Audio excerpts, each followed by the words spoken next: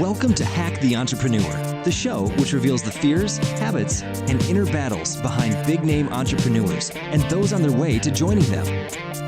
Now here is your host, John Naster. Hey, this is Hack the Entrepreneur. Thank you so much for joining me again today. I am your host, John Naster, but you can call me Johnny. Today's guest has more than 2 decades of experience as a technology executive, international M&A lawyer, management consultant, and an entrepreneur. He was a co-founder and CEO of a healthcare tech company called Health Access Solutions, which him and his team scaled and then sold in March of 2016. He's currently the founder of Ironheart Corporate Advisory, an operating partner to high-potential companies focusing on making a disruptive impact. During this conversation, we discussed being opportunistic, uncovering huge market opportunities, and the entrepreneur's game. Now, let's hack Chris Mailander. I want to take a moment to thank today's sponsor for supporting the show, Brand24. 80% of consumers do research or ask online before making a buying decision. Brand24 gives you the listening tools to find these leads, identify where to promote products, and find customers before they find you. With social search, you can search the web for key topics, trends, or discussions. Brand24 also enables you to reach customers so you can react and engage quickly to real-time comments made about your brand. Imagine all the channels in one place. That's Brand24. Plus, with their Apple and Android apps, you can track customers' trends and insights on the go, anywhere you are. Find out right now why over 100,000 companies are using Brand24 to monitor the web. Whether you're a one-person business, startup, or Fortune 500 company, Brand24 helps you discover your digital footprint worldwide. Start hacking your brand at brand24.com/hack with a 14-day free trial. And as a Hack the Entrepreneur listener, I've got you an exclusive 50% off your very first 3 months. Get started today at brand24.com/hack.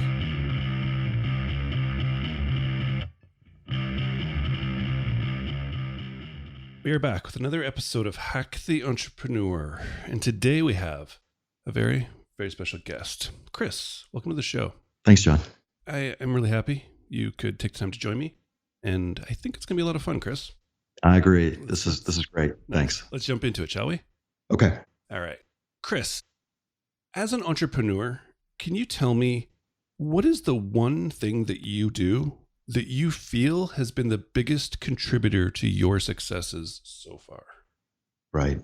I think might have a fairly diversified career. And the one thing that stands out for me that I think is different is around being able to understand and decrypt systems and then figuring out, do we play within those or do we write new rules for new types of systems or games? And John, maybe it makes sense to kind of tell you what that journey is, which is that exploration, which is that I began my career in Washington, D.C. as a lobbyist, working in the center of power, at least in the United States, in terms of trying to decrypt how the actors moved around and behaved and how they used language and persuasion and just brute force to get what they needed.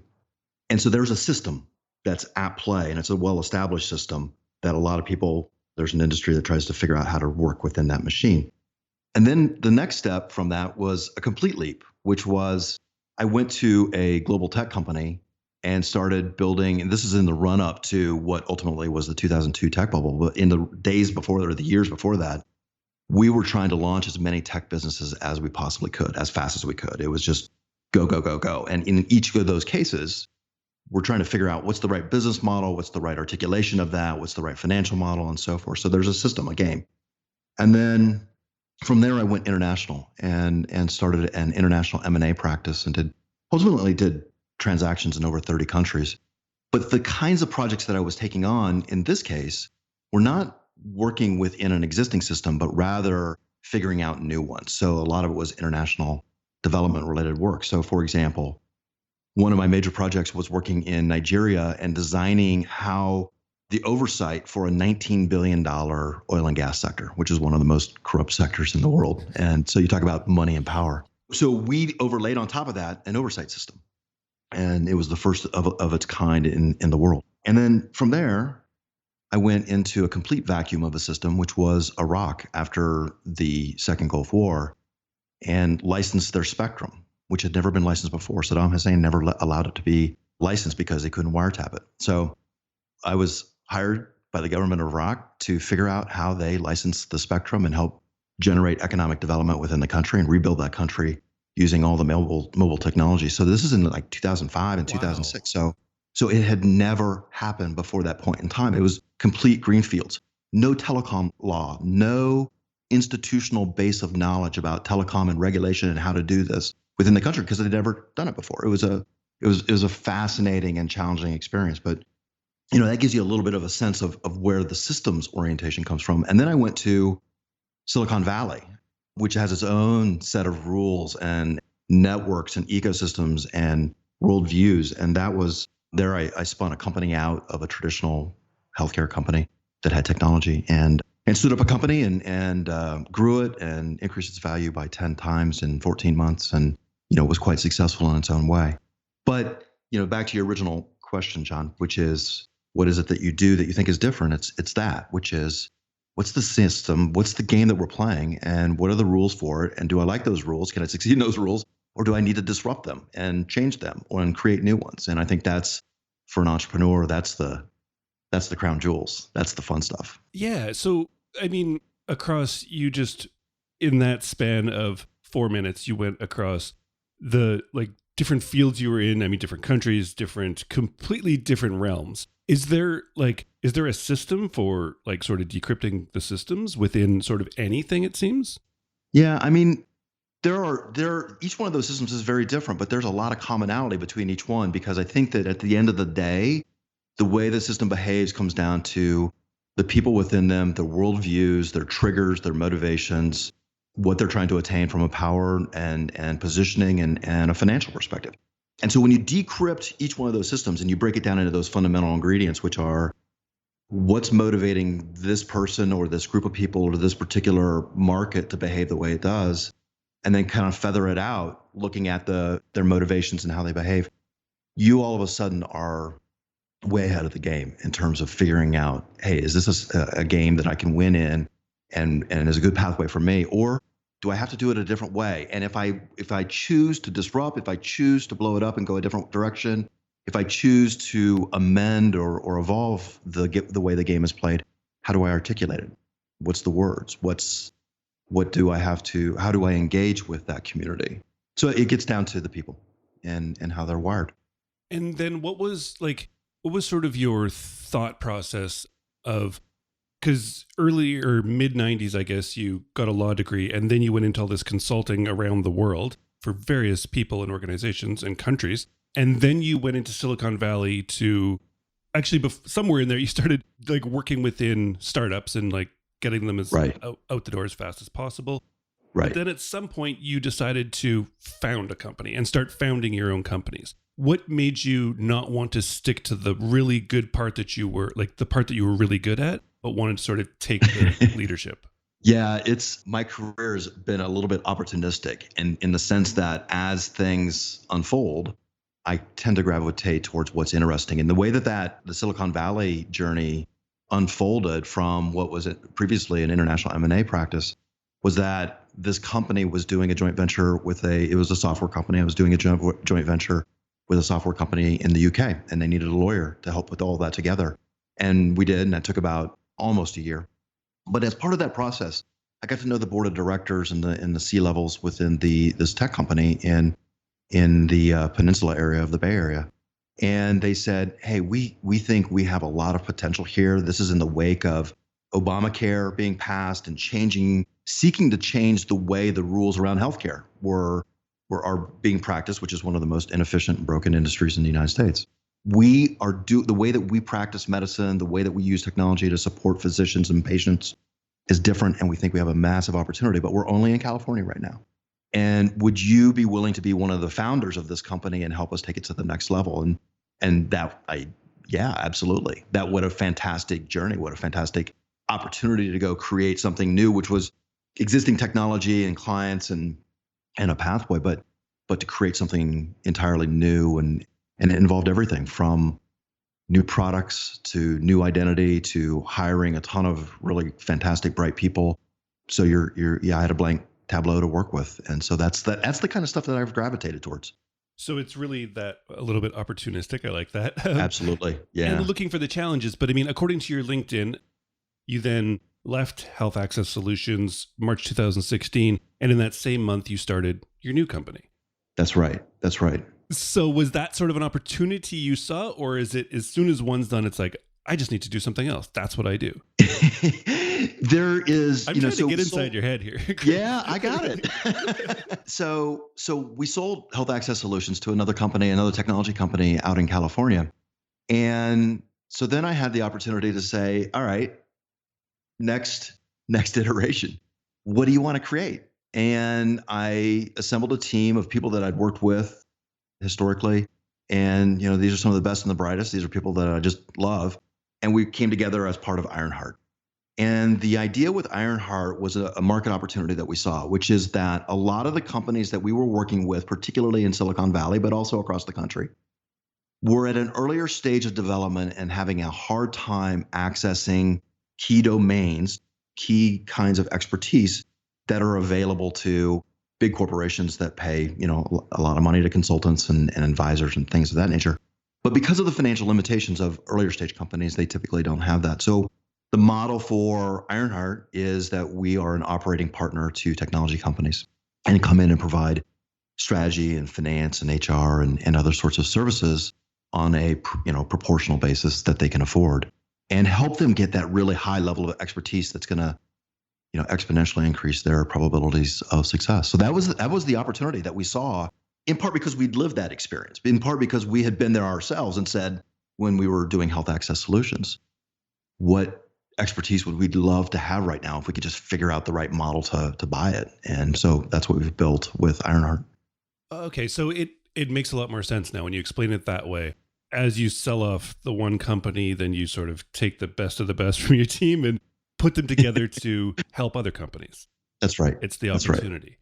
Right. So you personally, as growing these companies, as being a consultant yourself, how do you utilize like consultants and advisors within your own company? Yeah, we have, my career has always been as, significantly as a consultant. And then I've hired a significant number of consultants and lawyers and investment bankers and that sort of thing.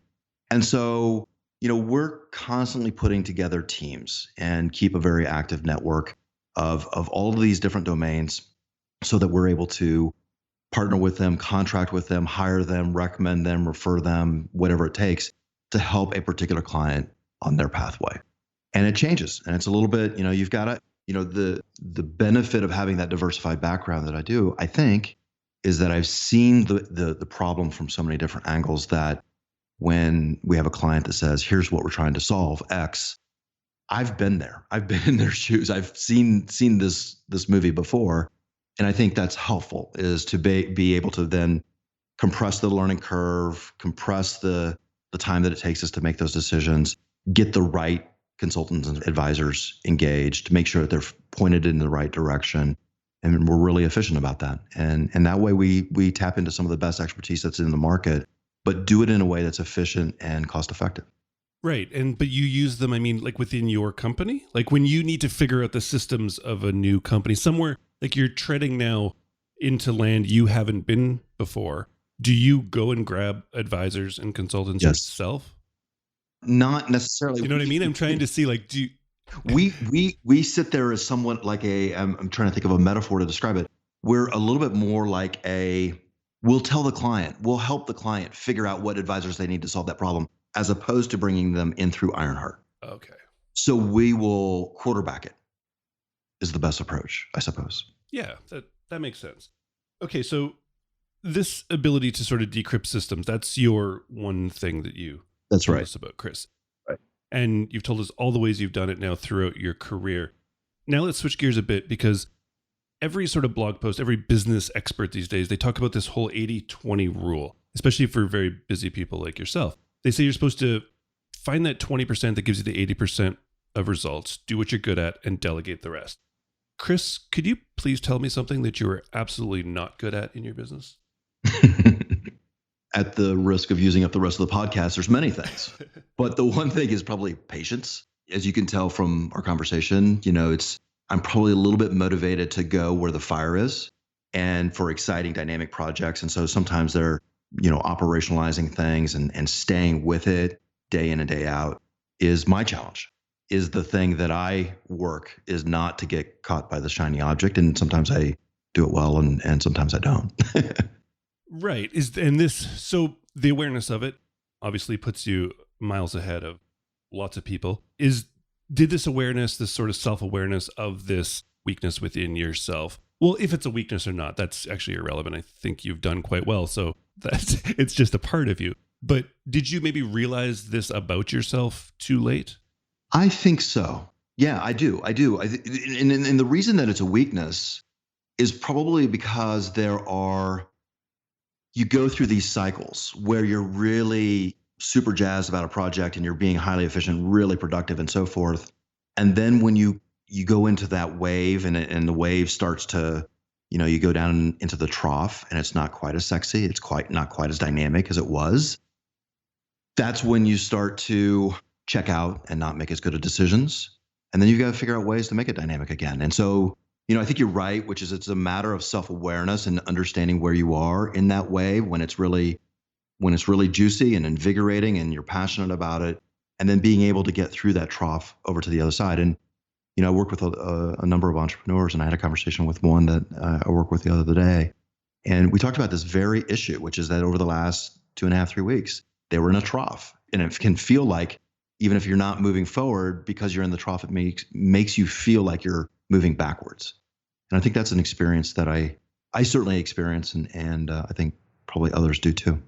Yeah, that's huge. Seth Godin, famous within this space, wrote the book called The Dip, which is it's about that. As you call it the trough, he calls it the dip, and it's knowing to push through. And because we struggle with, I think, even sort of not so much even checking out and not being so jazzed by it, but questioning if it's even worth it anymore, or if it's the right thing that you should be focusing on. That's right. And it's always on the other side that something big happens, but it's so many people stop when they're still within that trough.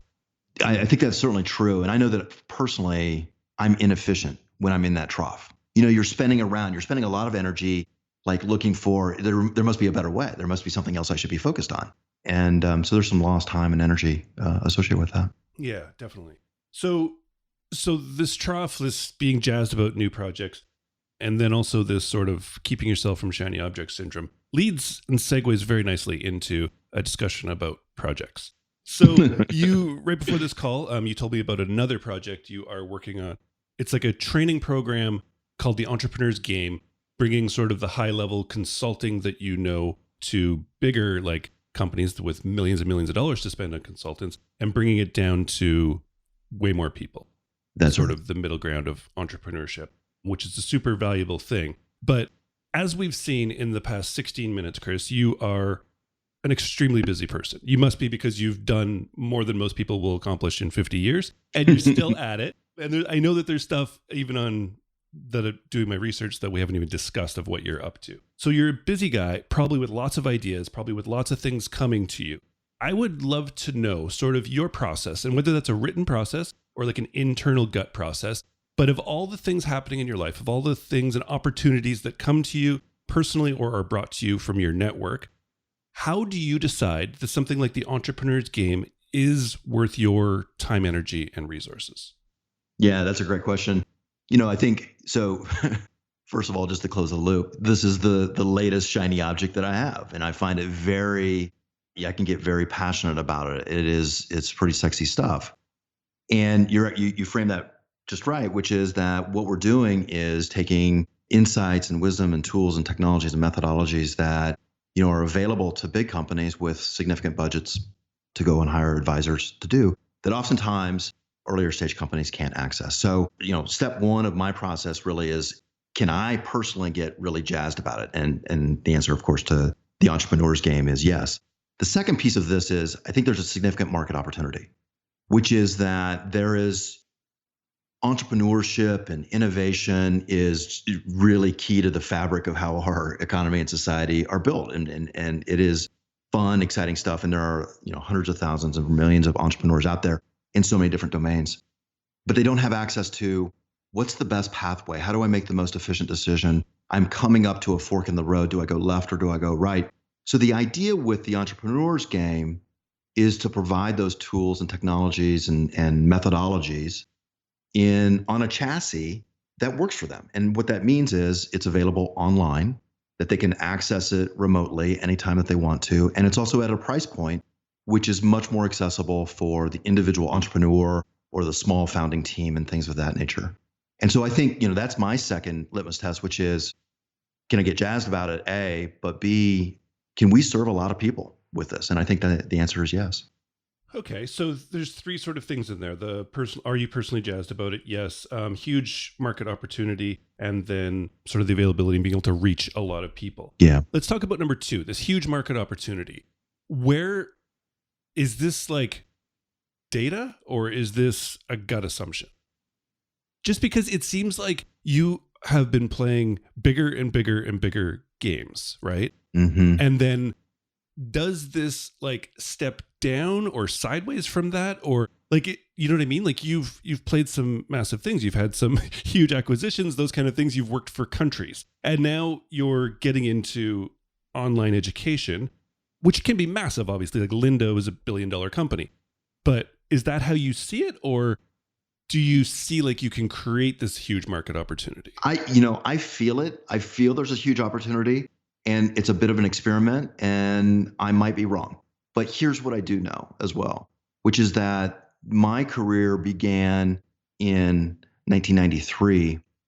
I mean, this is literally, I remember a project that I initially did with a lawyer in DC, in which we bought this like 60-page little, 40-point type book. It was like the first book that said email is going to be a big deal.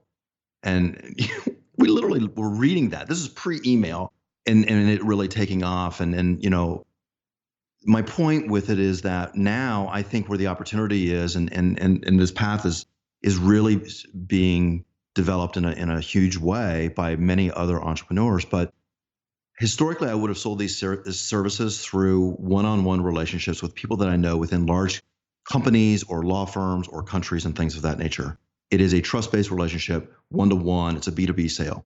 We have the opportunity now where I can take business content, so the business side of this, and sell it on a consumer basis. And it's being able to use Facebook and Google to reach out there and touch many people who I don't know and who don't know me. That changes the whole chassis of this thing. And I think that's where the disruptive opportunity is, which is to deliver that sophisticated advisory services or the content from that in a package that's accessible, but by being able to reach literally millions, hundreds of millions, billions of types of people. And being able to get it into the right people, so with the ability to target it based on their defined interests. We never had that in the first 20 years of my career, really, or 15 years of my career.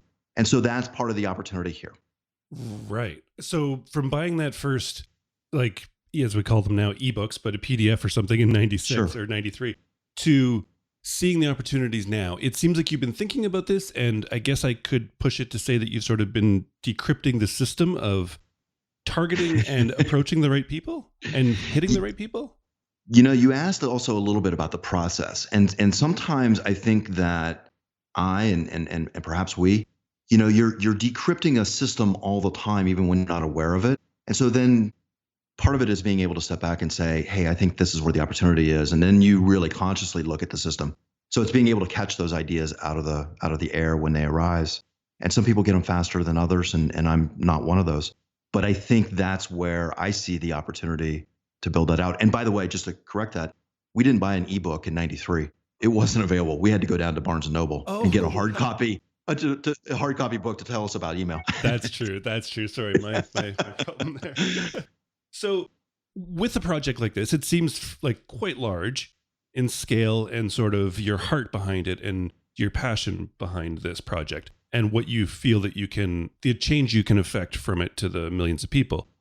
What sort of success metrics do you put on it, or do you? And sort of what timelines do you give yourself to determine if this project is indeed a success or you need to just shelf it and move on to something else? Sure. The success metrics are, my goal is to have this launched in 30 days. I've been working on it for a fair bit of time up to this point in time, and being very comfortable with the technologies and the platforms that can be used, which is a whole separate digression, John, which is I have the ability to build a business like this now using tools that weren't available 3 years ago or 5 years ago, or certainly 10. The state of technology that allows me as an individual to develop this new product set is phenomenal. And so that creates the opportunity as well, which is that, and I think that's only going to increase. And I think for entrepreneurs that are out there and my kids who are teenagers and that sort of thing, the pace is so fast that what they'll have, the impact that they can make using platforms like this is only going to improve on an exponential basis. So I'm learning that, and that's part of my journey, my personal journey as well, which is that I've been in this business for 25 years now, and part of it, I'm almost 50 years old now, is I'm not going to start checking out. I want to stay with the current pace of this, of the changes, the memes, the trends that are taking place within our society and economy. And so what's success for me? Success for me, there's obviously financial objectives. There's obviously the desire to touch a lot of people, and people that I don't know, people that we're going to find each other through social media or other sorts of online mechanisms. But I also want to, for this next stage of my career, keep current with, the people that are 14 to 35 and keep pace with the pace of change. I don't want to check out. So that's a part of what's going on here too. Nice. And so with that means you are going to take on the technology, choose it, set it up yourself rather than get a team to do that for you and you. Correct. I do it all. Because you want the education from it too. You got it. It's not just about scale at this point. It's keeping me young. It's because here's a challenge of figuring out how to get all these name servers to re-coordinate in the right way in the platform. That's such a pain in the ass. I know. I would love to outsource most of it. And some of it I'll outsource. There are people smarter and faster and cheaper than me. But with that said, I got to know how that works. Totally. And it's youthful. And I've seen so many, of people that are in older generations, and you just see them gradually start to step by step fade out of what that current thrust is within a culture or society. And I'm going to fight that. I'm going to stay young as long as I can, and I'm going to keep up with them. Yeah. Well, I mean, you're from the forefront of that internet sort of generation. So it's right. I think if you're like 10 years or 15 years ahead of you, then it's hard because you didn't grow, like you weren't there with it. Sure. So it makes sense for you to not just gloss over and be like, none of this makes sense. Because it does sort of, I think, innately now makes sense to you because you've been in working within the internet for 25 years, right? That's right. That's okay. So we see how you are building this or why you're building this. You have a goal to launch in 30 days. Does that mean at this point you have sort of a go-to market, like marketing plan to get your first customers in the door? Like, do you have a list or do you have another sort of channel you're going to tap into? Yeah, right now I have a beta group that's piloting the content and how that content is delivered. So these are people that I know. These are people in my community and friends and so forth. And so that's going well. And then the marketing plan, we're going to, leverage Facebook and Google quite significantly as a way to do targeted marketing. Right. So you're going to spend money to make money. That's right. Get the ROI there and turn it around. Okay. We are going to circle back to the entrepreneur's game because I do want to know more about it. But I do want to just wrap up, if we could, with one final question for you, Chris. It's this idea I'm working with calling the entrepreneurial gap, meaning this gap that I think we live in as entrepreneurs and as dreamers. We're always projecting our own personal successes into the future, meaning no matter what we accomplish ourselves and in our careers, from the outside, we can look really, really successful. To ourselves, it's always in 30 days when I launch this program. It's in 60 days when I hit that revenue metric. Whatever it happens to be, that's when we see ourselves as successful. Yet you and I both know, Chris, that seconds before you hit that goal, you're going to set 5 or 10 bigger, loftier ones into the future, which I agree we have to do. Absolutely. But it's like walking towards the horizon. The further you walk, the further away it always gets. So you've been at this game a long time, Chris. You've accomplished a ton, but I would love it right now if you could stop, turn around, and look behind you, the highs, the lows, the wins, and the losses, and tell me how you feel about this journey until today. Wow. That's a penetrating question. And I love it. It's fantastic. The journey today, it's all of the things that you just said. One of which is that it's brilliant. The people and the situations and the context and have been brilliant. And I look back now, and I think I'll look back when I'm much older and really revel in that journey and those people and those experiences. You are absolutely right, which is that there's always this feeling of, okay, I accomplished this. What can I do that's twice as big? And consequently, when you're resetting those goals or always finding that next horizon to go to, feeling like, wow, that's going to take a whole bunch more energy and new insight and learning, and it's going to take time. And those horizons, you're also absolutely right, are not in the next 30 days, in the next 60 days. So there can be, some of the fuel for it is that feeling of, have I been successful enough? Have I experienced everything that I want to experience? Is there a new way to create those experiences, which we just talked about a little bit of ways of creating those experiences? And I think that's really motivating. It's not always fun, and there are tough days, and there are, you've been very kind to talk about my career in the way, but there's a lot of losses along the way. I mean, when you're doing deals around the world, you're losing a lot as well. But when you look back at it in the context of, what was that experience? What did you learn? What was the insight? Will you remember it? Was it influential to how you think about the world? Absolutely. We learn more with some of those losses, and that's hard to hear in the days, months, and weeks, weeks and months after a loss, but you learn a ton with that. And I think that's what this life is about. Beautiful answer. Beautiful answer. Okay, Chris, we've talked about the business in passing, Ironheart, the corporate advisory. We'll link to that. But this entrepreneur's game, this is something that's really like you're actively in the trenches right now. You're getting ready to launch this. Could you give the listener out there the pitch, who it's for, and what it's going to do for them? Sure. The Entrepreneur's Game will launch in the next 30 to 45 days. We're finalizing the content. We're testing it. We're making sure things are working well.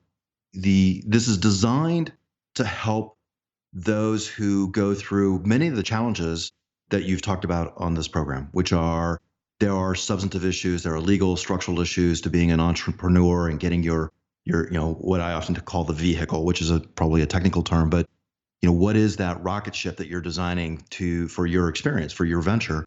So there's these technical domains that are relevant to it, but there's also this emotional dimension to it, which is, I am now feeling this way. I'm at this path in the journey. Is my world getting smaller, or is it getting bigger? And so what the Entrepreneur's Game is a multi-domain pathway to helping to explore those issues and to reveal them through a very engaging way. So this is taking the insights and wisdoms and methods that I've used historically and that others have used, but then creating a vehicle again for how an entrepreneur that's out there that's going through those challenges in their own time, early in the morning or late at night or when they're on a flight, can be able to use that as a way to reflect into a particular problem, challenge, or opportunity that they have and make a better choice about what the next step is. So Quick and Dirty it's targeted for anybody who's at the forefront of entrepreneurship in a very strict sense, but anybody who's in dealing with a corporate innovation program or is a growth opportunity,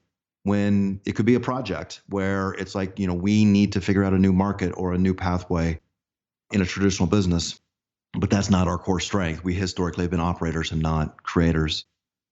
Is there tools out there that can help us to navigate that pathway? And that's precisely what the Entrepreneur's Game is designed to help people do, is walk with them down a pathway that helps to open up new worlds and new experiences. I love it. I love it. Is there a website where we can go and get on a list at this point? Sure. It's the domain name for this will be theentrepreneursgame.com. So entrepreneurs is plural, theentrepreneursgame.com. It's not live yet. So again, we'll launch in the next 30 to 45 days. And once it launches, certainly join the list and join in. And we're getting everything ironed out and would love to have you join us. Excellent. Excellent. So theentrepreneursgame.com, it goes live. We'll link to that. Ironheart .com is the .co. .co. .co is the main advisory company right now. And then at Mailander is Chris on Twitter, which I'm sure he will talk about and announce the Entrepreneur's Game when it goes live there as well. I'll link to all that in the show notes when you're done walking, jogging, working out, whatever it is you're doing right now. They'll be there for you. Chris, thank you so much once again for taking the time to join me on the show. Thanks for sharing so openly. And please just keep doing what you're doing because it is awesome to watch. Thanks, John. This has been great. What if you could discover what people are saying about you and your brand in real time?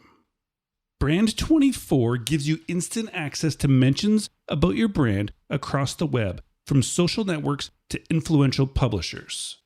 Start discovering what people are saying about you with Brand 24. Go to brand24.com/hack. And for being a Hack the Entrepreneur listener, you're going to get a 14-day free trial and an exclusive 50% off your first 3 months. Once again, that's Brand 24. That's brand, the number 24.com/hack to get started today.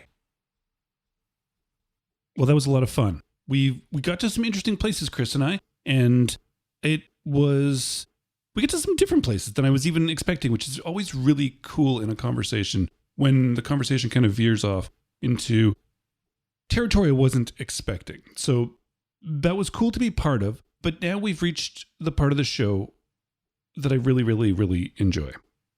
The part where I get to go back. I get to go back and I get to listen to the conversation like you do. So I did. I went back and I listened to the conversation Chris and I had. Then I went back and I listened again. That last time through the conversation, there was something that Chris had said that I had missed. It had slipped past me and I have no idea how, but it did. But this last time through, it caught my ear. It was it. It was the one thing that Chris said.